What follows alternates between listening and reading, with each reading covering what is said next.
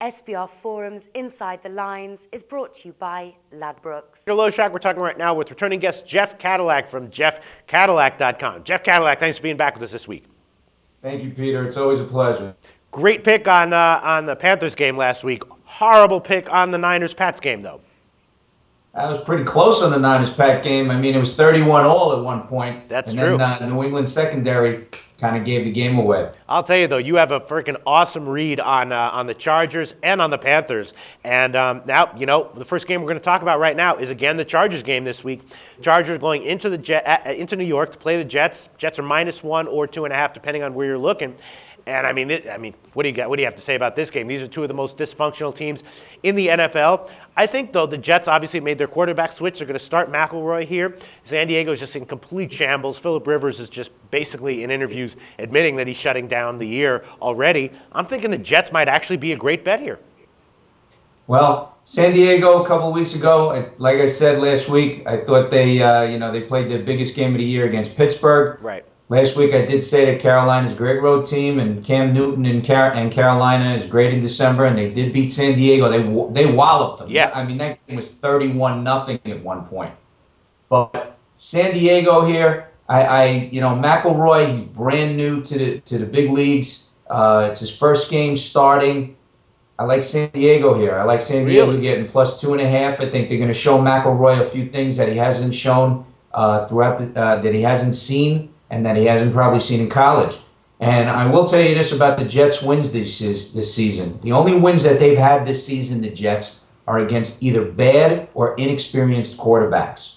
When they play against bad or inexperienced quarterbacks, their defense mix it up in such a way that the quarterback doesn't know what's coming. I mean, the Jets have beaten Buffalo. That's Fitzpatrick. Right. You got Miami, Tannehill, who's brand new. Indy at the beginning of the season, which was Andrew Luck. St. Louis, you got Bradford.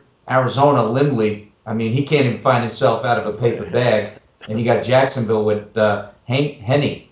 So those are the wins that the Jets have had this season. And when they play an experienced quarterback like Rivers, they all of a sudden they're running for the hills. All right. Well, you've definitely had a great read on the Chargers games each of the past 2 weeks. The only thing that concerns me here is just that, the Chargers have nothing to play for. They're coming all the way across country, and they're not very good to boot. So, when a bad team has a huge travel, schedule, and they have nothing to play for, I'm thinking, how can you bet on them? But maybe you can.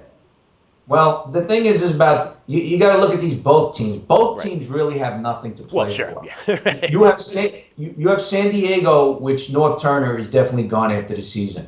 You have the Jets, that Rex Ryan is probably gone after the season. You have both these teams are going to go through major changes after the season. Mm-hmm. Now, Rivers, if he doesn't have a couple of good games left in the rest of the season, he might be gone as well. And San Diego does have the weapons to put the points up on the board against a lousy team, which they've beaten lousy teams all season. Unfortunately, they didn't play every game against a lousy team. So I'm kind of leaning towards San Diego in this game because they do have the better offense. I mean, McElroy is going to be playing with basically no running backs.